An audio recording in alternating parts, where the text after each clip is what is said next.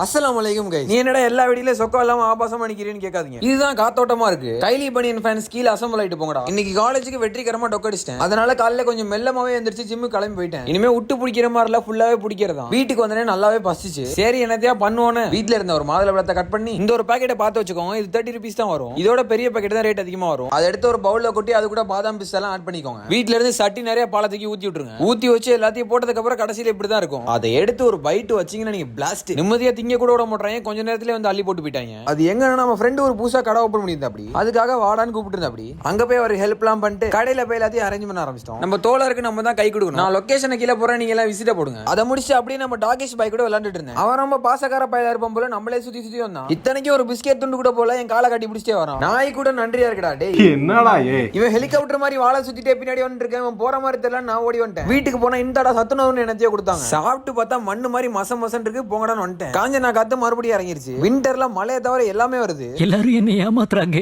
அப்புறம் நைட் ஒரு 3 மணி போல கிச்சன்ல கரகரன் சவுண்டு. எலி பயலுக குடும்பம் இன்னும் அழியல போல. அது என்ன கதைன்னு அடுத்த வீடியோல சொல்றேன். அது வரைக்கும் ஃபாலோ பண்ணிட்டு வெயிட் பண்ணுங்க.